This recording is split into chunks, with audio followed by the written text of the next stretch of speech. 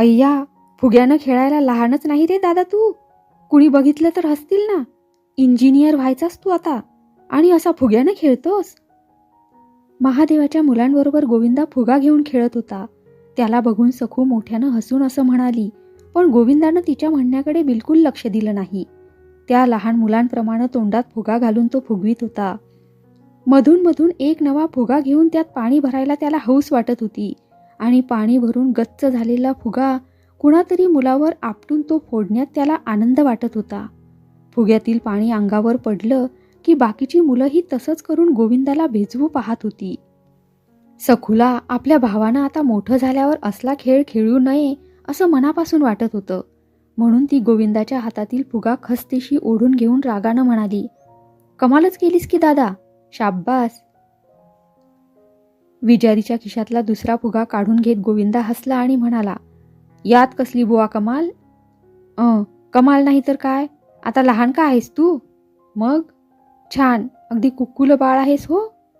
अगं पण इथं लहानाचा आणि मोठ्याचा प्रश्न उद्भवतोच कुठं? कोणता खेळ कुणी खेळावा याला कुठं बंधनं असतात होय?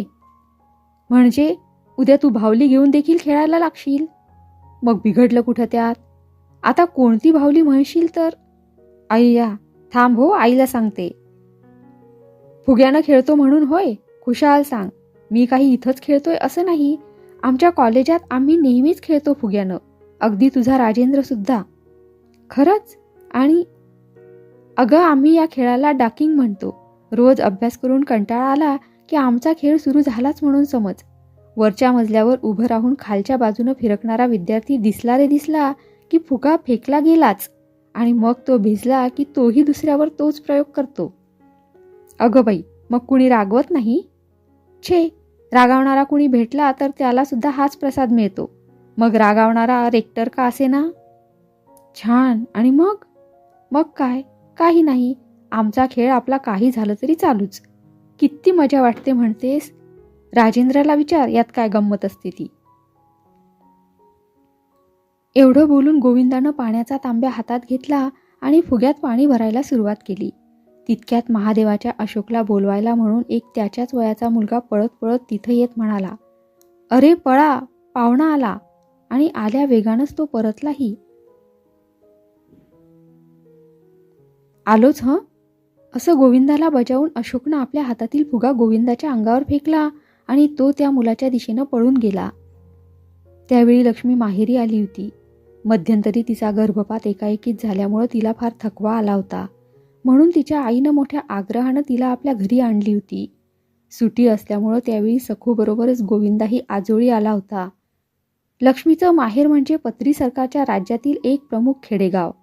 त्यामुळं आसपासची या ग्रामराज्यातील बरीच माहिती तिथं रोजच्या रोज ऐकायला मिळे.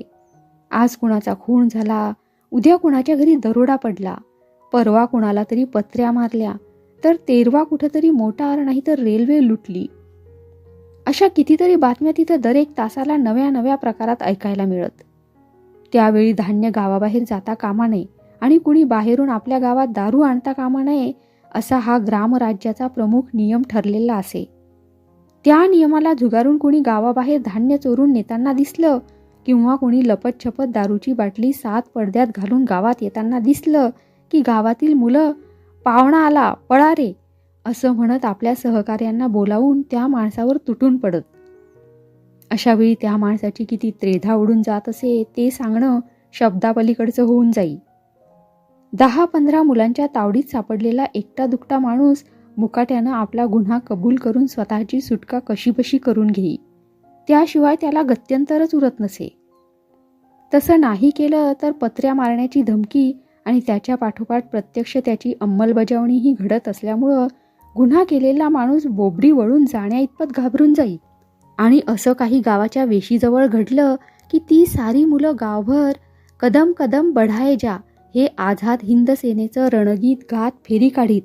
आणि मग रात्री सगळे गावकरी जमले की जय हिंद या गर्जनेत ग्रामराज्यातील एखाद्या प्रमुख माणसाकडून न्यायदानाचा समारंभ पार पडे. हिंदुस्थानची वेस ओलांडून सुभाषबाबूंनी आपली आझाद हिंद सेना तयार केली होती. हजारो हिंदी सैनिक त्यांना जाऊन मिळाले होते. इंग्रजांविरुद्ध बंड पुकारून ही फौज चलो दिल्ली चा जयघोष करीत होती. आणि ग्रामराज्यातील कानाकोपऱ्यातून त्या जयघोषाचा ध्वनी पुनक्षेपित केला गेल्यामुळं कदम कदम बढा है जा हे गीत गात शेकडो मुलं शत्रूंवर तुटून पडत असत. गोविंदाला आणि सखूला हे सारं नवीन होतं. त्यामुळं त्यांनी महादेवाजवळ चौकशी करून विचारलं, अशोक कुठं पळत गेला? महादेव त्याच माणसापैकी एक असल्यामुळं त्यानं सर्व हकीकत गोविंदाला आणि सखूला सांगितली.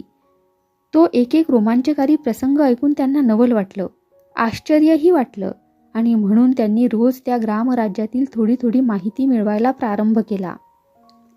एक दिवस रात्रीच्या वेळी लक्ष्मीची आई लक्ष्मीचं डोकं आपल्या मांडीवर घेऊन तिला कुरवाळीत आपल्या घराच्या सोफ्यात बसली होती.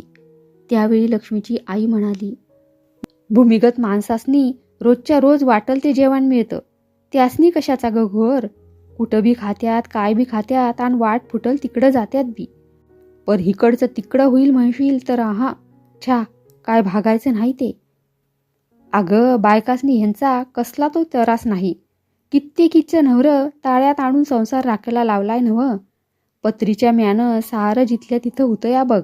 आणि ही सारी बारकी बारकी पोरं सांगावा मिळायचा अवकाश की धूम ठोकत्यात. एका घटकेत बातमी कळती या. म्हाताऱ्या बायका दिकून फराऱ्यांची काडतूस जळणाच्या ढिगाऱ्यात लपवून ठेवता त्या. पोलीस आला म्हण एक बी भेट नाही. पोलिसाच्याच अंगावर धावून जात त्यालाच दम भरतात. आणि खोकून खोकून जक्कड झालेली म्हातारी बाई पर जवानावानी बळ आणून फराऱ्यासनी दडवती की आपल्या घरात. आणि बाहेर जुंदळ घालून राखणीला बसल्याचं बी स्वांग आणतीया. काय बिशाद आली आहे तिच्या वाटाला जायची कुणाची?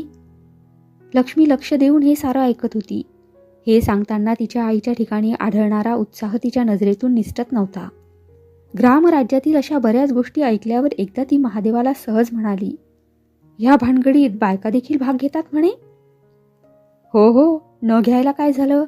अगं कोंडाबाई सारखी म्हातारी जिला सभा कशाशी खातात हे माहीत नव्हतं, 4 पुरुषात सुद्धा जी कधी बसली उठली नव्हती, तीच कोंडाबाई आता 5-5 हजारांच्या सभेत बेधडक व्यासपीठावर चढून म्हणू शकते, खावी भाकर कांदा आणि करावा देशाचा धंदा. आत्ता बोल, यापेक्षा आणखी काय करायला हवं तिनं? लक्ष्मीला कोंडाबाईचं विशेष कौतुक वाटलं तिची ही हकीकत ऐकून. महादेवाकडून जेव्हा तिला ग्रामराज्यातील बऱ्या वाईट अनेक गोष्टी ऐकायला मिळाल्या तेव्हा तिनं आपलं स्वप्न महादेवाला सांगून टाकलं. ते ऐकून तो हसला, पण लक्ष्मी गंभीर होऊन त्याला म्हणाली, पण तू तसं काही करू नकोस हं. असं वेडवाकडं काही करून मला सुख मिळायचं नाही. माझ्या कर्तबगारीनंच मला सुखाचा मार्ग गाठायचा आहे. कसं झालं तरी आपलं सौभाग्य कुणाला नको होईल का? बाबूराव लक्ष्मीला कितीही त्रास देत होते तरी ते मरावेत असं तिला मुळीच वाटत नव्हतं.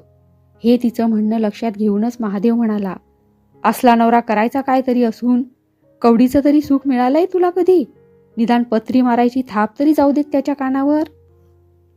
नको नको, शपथ आहे माझ्या गळ्याची. त्यांचं ते वाटेल ते करू देत, मी खंबीर आहे चांगली. नाहीतरी सुख कशामध्ये मानायचं हा आपला ज्याचा त्याचा वैयक्तिक प्रश्न आहे. माझी मी जगू शकते, मुलांचं शिक्षण करू शकते, हेच माझं सुख. आणि मी म्हणते आपणाला हवं ते सारंच मिळालं तर मग शेवटी राहिलं काय? आयुष्याशी झगडत राहण्यातच पराक्रमाचं बी रुजवलं जातं ना. नानासाहेबांच्या, सदानंदाच्या आणि बालवीरांच्या सहवासात असताना लक्ष्मीनं आपल्या मनाला बरीच खंबीरता आणली होती. बाबूरावांच्या विचित्र वागणुकीनं अगोदर बंडखोर बनलेलं तिचं मन आता प्रत्येक क्षणाला येईल त्या परिस्थितीवर मात करायला तयार झालं होतं. स्वतःच्या अंगचं सामर्थ्य पणाला लावून जगायची तिनं आपल्या मनाची तयारी केली होती. राजा गेला त्यावेळी किंवा सखूच्या लग्नाच्या वेळी उपयोगी पडावेत म्हणून काटकसरीनं राहून उरलेल्या पैशाचे लक्ष्मीनं दागिने केले होते. ते बाबूरावांनी तिला फसवून नेले. त्यावेळी सगळीकडून आभाळ फाटल्यासारखं झाल्यावर जगायचं तरी कशाच्या आधारावर? अशा समजुतीनं कित्येकदा आत्महत्येचा विचार क्षणभर का होईना करणारं तिचं मन आता त्याच विचाराला क्षणाचीही थारा द्यायला तयार नव्हतं. आणि म्हणूनच बाबूरावांनी राघुअण्णाच्या थापांना भुलून तिच्यावर केलेला भयंकर आरोप ती फारसा आकांड तांडव न करता गिळू शकली.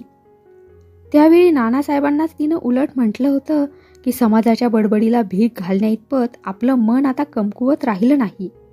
त्याबद्दल तिला त्यांच्याकडून अनेकदा शाबासकी मिळाली होती.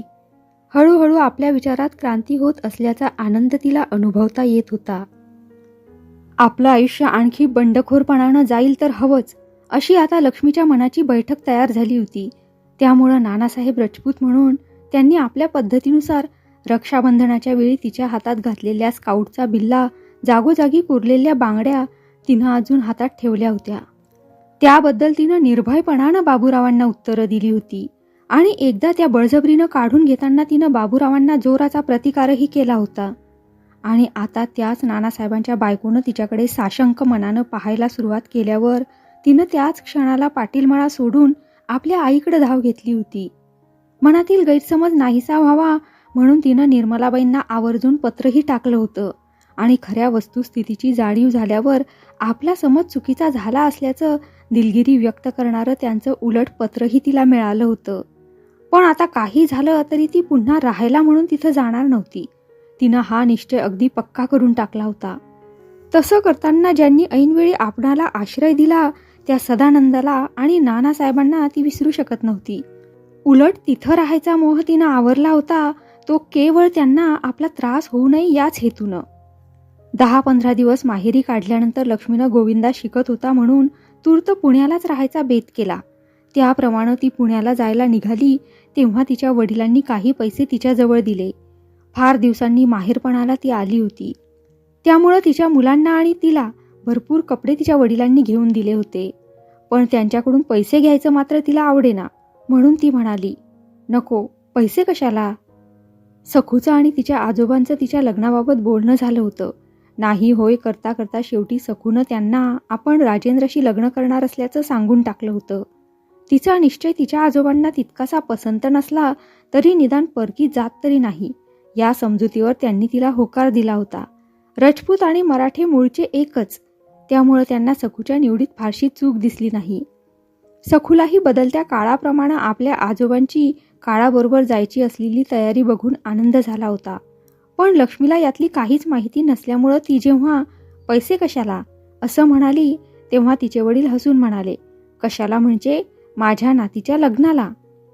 हे ऐकून लक्ष्मी थोडीशी बुचकळ्यात पडली. तिला वाटलं आपला मोठा भाऊच आपल्या मुलीचं, शांताचं लग्न करायला तयार झाला असावा आणि त्यावेळी आहेर म्हणून आपणाला ते पैसे उपयोगी पडावेत किंवा आपण पैशाच्या सबबीवर लग्नाला यायचं टाळू नये म्हणून ही युक्ती असावी. आणि त्याच दृष्टीनं तो म्हणाला, एवढ्या लवकर शांताचं लग्न? तिचं नाही. मग सखूचं. सखूचं? हो, सखूचं. अहो, पण नवऱ्या मुलाचा अजून पत्ता नाही आणि तोवरच लग्नाची तयारी. मोठ्यांदा हसून लक्ष्मी असं म्हणाली तेव्हा तिचे वडील सखूकडे पाहत म्हणाले, त्याची सोय झाली अगोदरच. म्हणजे काय सखू, खरं ना? आजोबांनी असं विचारताच सखू लाजली. तिचं आरक्त झालेलं तोंड बघून लक्ष्मीनं मोठ्या आश्चर्यानं तिला विचारलं, काय म्हणतात ग आजोबा? त्यावर एवढा वेळ गप्प उभा असलेला गोविंदा म्हणाला, आजोबांनी खरं तेच सांगितलं आई. अरे पण मला कळू दे ना, काय भानगड आहे ही? सखू? सखूचं आणि राजेंद्राचं लग्न ठरलं हे कानावर पडताच लक्ष्मी गंभीर झाली. सखूनं आपला नवरा शोधला यात तिला गैर वाटलं नाही. राजेंद्रासारखा हुशार मुलगा आपणाला जावई म्हणून मिळाला याचंही तिला समाधान झालं. वारसा हक्कानं जडलेली त्यांची मैत्री रक्ताच्या नात्यानं नव्यानं दृढ झाली म्हणून तिच्या मनालाही आनंद झाला. पण ती गंभीर झाली ती एवढ्यासाठीच की त्याबद्दल राजेंद्र, सखू किंवा गोविंदा देखील तिच्याशी काहीच बोलला नव्हता. आणि ज्या मुलांसाठी तिनं आपल्या जीवाचं रान केलं होतं त्याच मुलांनी तिच्या परस्पर असे बेत रचावेत याचं तिला दुःखही झालं. पण फार वेळ आपला गंभीरपणा न राखता ती हसून म्हणाली, असं होय, ठीक आहे. आणि तिनं वडिलांचे पैसे हातात घेऊन परत त्यांच्या हवाली करीत म्हटलं, मग त्याच वेळी द्या ना, आत्ता नेले तर खर्चून जातील. शस्त्रक्रियेच्या मेजावर नानासाहेब शांत पडले होते. त्यांच्या उजव्या हाताला बराच मार लागून हाडांचा चुराडा झाला असावा असं तिथल्या डॉक्टरांचं म्हणणं. त्यामुळं हजारो लोकांना आपल्या सेवेनं जीवदान दिलेल्या नानासाहेबांबद्दल साऱ्या गावभर कुतूहल निर्माण झालं होतं. जो तो दवाखान्याकडे धाव घेऊन, कसं काय, ऑपरेशन झालं, डॉक्टर काय म्हणाले, असे प्रश्न विचारून त्यांचं कुशल समजण्यासाठी उत्सुक झालेला दिसत होता. परिचारिकांची धावपळ चालली होती. डॉक्टरांची आतबाहेर फेरी सुरू होती. शस्त्रक्रियेच्या तयारीसाठी लागणारी सर्व साधनं जमा होताच शस्त्रक्रिया केली जाणाऱ्या खोलीचं दार बंद झालं. निर्मलाबाई, राजेंद्र, माधुरी आणि सखू नानासाहेबांच्या काळजीनं चूर होऊन व्हरांड्यात उभी होती. सदानंद आता शस्त्रक्रियेचा काय निकाल ऐकायला मिळणार या उत्सुकतेनं शस्त्रक्रिया होत असलेल्या खोलीशी उभा होता. डॉक्टर म्हणाले त्याप्रमाणे हाड मोडलं असेल किंवा हाडाचा चुराडा झाला असेल तर कदाचित हात कापावा लागेल की काय ही भीती प्रत्येकाला बेचैन करीत होती. त्यावेळी दवाखान्याचं सारं आवार अगदी शांत झालं होतं. कुठंही टाचणी पडली तरी आवाज यावा एवढं गंभीर वातावरण तिथं नांदत होतं. तिथली माणसं जेवढी गंभीर झाली होती तेवढीच झाडावरील पानं फुलं देखील शांत झाली होती. त्यावेळी अगदी सकाळची वेळ होती तरी वारा वाहत नव्हता. फुलझाडांवरची पानं हलत नव्हती. मोठाले वृक्ष धीर गंभीरतेनं उभे होते. झाडावरचे पक्षी आपले पंख सावरून दवाखान्याकडे टक लावून पाहत होते. दवाखान्याच्या दरवाजावरचा कुत्रा देखील जागच्या जागी उभा राहून किंचित सुद्धा हालचाल न करता समोर पाहत होता. दवाखान्याच्या आसपासचे दगड, वाळू, माती सारी काळजीनं काळवंडून जावी तशी दिसत होती. त्यावेळचं सगळं वातावरणच निशब्द होऊन गेलेलं होतं. शस्त्रक्रियेच्या खोलीचं दार उघडलं गेलं. त्याबरोबर कळ दाबलेल्या यंत्राप्रमाणे प्रत्येकानं तिकडे वळून पाहिलं. प्रत्येकाच्या नजरेनं बाहेर आलेल्या डॉक्टर दिनेशना प्रश्न केला, कसं काय? काय निकाल ठरला? डॉक्टर दिनेशांच्या तोंडावर समाधान तरळत होतं.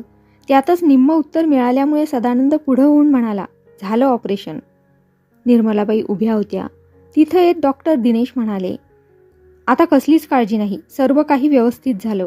बरंचसं रक्त गेल्यामुळे त्यांना थकवा पुष्कळसा आला असला तरी आता काळजी नाही. थोडे दिवस मात्र हात प्लॅस्टरमध्ये ठेवावा लागणार. नानासाहेबांचा हात, ज्या हातानं आजवर हजारोंची सेवा केली, बालवीर म्हणून रेल्वेतून किंवा मोटारीतून जाता येताना स्वच्छता राखण्यासाठी व शिस्तीसाठी म्हणून केर कचरा उचलला, अनेकांना ऐनवेळी उदार मनानं पैशा अडक्याची मदत केली, अनेकदा बुडत चाललेल्या होडीला सावरण्याचा प्रयत्न केला, शेकडो संकटांना हसत मुखानं झुगारून दिलं. लक्ष्मीसारख्या परिस्थितीनं ग्रासलेल्या स्त्रीमधला मी अबला आहे हा भ्रम काढून टाकून स्वतःच्या पायावर जगायचं सामर्थ्य तिच्या ठिकाणी येण्यासाठी हातभार लावला. रस्त्यावरून जाणाऱ्या येणाऱ्या कितीतरी मुलांना खेळीमेळीनं आपल्या मोटरसायकलवर उचलून घेऊन समाधान दिलं. आणि ज्या हातानं आजवर लाखो लोकांना आपल्या बालवीर थाटाची सलामी देऊन अभिवादन केलं, तो नानासाहेबांचा हात कापून टाकला नाही म्हणून क्षणार्धात सारा दवाखाना आनंदानं भरून गेला. नानासाहेब शुद्धीवर आले तेव्हा घाईघाईनं पण हळू आवाजात राजेंद्रनं त्यांना विचारलं, आता दुखत नाही ना? थोडं तरी बरं वाटतंय ना? कितीही दुखलं तरी त्या दुःखाचा ठसा कधीही तोंडावर उमटू न देणारे नानासाहेब एवढा त्रास झाला होता तरी मंद स्मित करून डाव्या हातानं राजेंद्रला जवळ घेत म्हणाले, अगदी चांगलं बरं वाटतंय आता. हात आता प्लॅस्टरमध्ये टाकायचा. थोडक्यात निभावलं. आणि तुझी आई कुठं आहे? तिला म्हणावं मला आता भूक लागली, तेव्हा स्वयंपाक कर लवकर. निर्मलाबाई शेजारीच उभ्या होत्या. अशावेळी देखील नानासाहेबांनी नेहमीप्रमाणे जेवायची घाई बोलून दाखवावी म्हणून त्यांना हसू आलं. त्यामुळं सखू नानासाहेबांसमोर जाऊन म्हणाली, स्वयंपाक तर केव्हाच झालाय, फक्त तुम्हीच जेवायला बसायचा अवकाश. नानासाहेब सखूच्या या उत्तरामुळे हसले. सखू आता त्यांची सून होती. ती त्यांच्या घरी आल्यापासून तिने स्वतःकडे स्वयंपाक घेतला होता. त्यात ती तरबेज होती. त्यामुळे तिनं तसं बोलून दाखवणं उचित होतं. म्हणून राजेंद्र म्हणाला, बायका शिकल्या तरी स्वयंपाकातच विशेष. असू दे जा, तुला काय करायचं? सखू किंचित चिडली तेव्हा निर्मलाबाई म्हणाल्या, आता आपण इथून जाऊया, नाहीतर यांना त्रास होईल. जास्त वेळ थांबू नका म्हणून डॉक्टरांनी सांगितलंय. आणि माधुरी ताईंना तार केलीस? जा, सगळं ठीक असल्याचं कळव तिथं. तितक्यात खुद्द बाबूरावच एकदम तिथं येत म्हणाले, कसं काय झालं ऑपरेशन? बाबूरावांना बघून सगळी किंचित मागे सरली. ते तिथं अचानक कसे काय आले हे कुणालाच कळेना. त्यामुळं प्रत्येकानं त्यांच्याकडे आश्चर्यानं पाहिलं. नानासाहेबांना देखील क्षणभर बाबूरावांच्या अचानक भेटीचं नवल वाटल्याशिवाय राहिलं नाही. तेव्हा त्या सर्वांची आश्चर्यकारक नजर ध्यानात येताच बाबूराव म्हणाले, असं काय बघता माझ्याकडे? माझा व्याही? हो, व्याहीच नाही तर काय. खुद्द तो स्वतः आजारी असताना मी येणार नाही असं कसं होईल? नानासाहेब बोला ना, कसं काय आहे आता? चांगला आहे मी. नानासाहेबांनी स्वतःच उत्तर दिलं. बाबूरावांनी आनंदानं त्यांच्याकडे पाहिलं आणि आता हिला तार करतो असं म्हणत ते तिथून चटकन बाहेर पडलेही. हॅलो, कोण? सदानंद का? असं का? अगं बाई, आणि मग? आता चांगलं बरं आहे ना त्यांना? हात प्लॅस्टरमध्ये ठेवायचा? किती दिवस? बरं. आणि असं काय झालं एकाएकीच हे? मोटारीचा अपघात? कुठं? असं. मला काहीच कल्पना नाही. म्हणजे हे कसे आले तिथं? ठीक ठीक, दुपारच्या गाडीनं निघतेच. हां, त्यांना कळवा मी येते म्हणून. छे, त्यांना म्हणजे नानासाहेबांना. अच्छा. लक्ष्मी पुण्याला जिथं राहत होती त्या घरमालकांकडे फोन होता, त्यामुळं ती संधी साधून नानासाहेबांवरची शस्त्रक्रिया यशस्वी होताच सदानंदनं तिला ट्रंक फोन केला. नानासाहेबांबद्दलची फोनमधली ही हकीकत ऐकून लक्ष्मी आश्चर्यानं थक्क झाली. तिची ओळख झाली तेव्हापासून नानासाहेब कधी आजारी असल्याचं तिनं ऐकलं नव्हतं की पाहिलंही नव्हतं. आणि आज एकदम फोन आला आणि त्यात ते नुसते आजारी नव्हते तर त्यांच्यावर शस्त्रक्रियाही झाली होती असं तिला कळलं. लक्ष्मीला कमालीचा धक्का बसला ते ऐकून. म्हणून तिनं गोविंदा भेटताच ताबडतोब पाटील मळ्याला जाणं जरुरी आहे असं मनाशी ठरवून टाकलं. गावाला जाण्यासाठी म्हणून लक्ष्मीनं जेव्हा 1-2 पातळं लहानशा पिशवीत घाईघाईनं घातली तेव्हा नुकताच घरी आलेला गोविंदा आश्चर्यानं पाहत म्हणाला, म्हणजे? अलीकडे बाबूरावांनी पाटील मळ्यातील तो प्रकार केल्यापासून लक्ष्मी नेहमीच कसल्या तरी विचारात गढलेली असायची. फारसं कुणाशी न बोलता सवरता तिचं भावल्या तयार करायचं काम तेवढं अखंड चालायचं.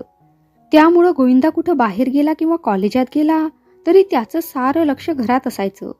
त्याला उगाचच वाटायचं की आपली आई कुठंतरी निघून जाईल आणि म्हणून तो घरातून बाहेर पडताना नेहमी सांगून जायचा, आई आज अमुक अमुक खायला कर हं, मी यायच्या आत.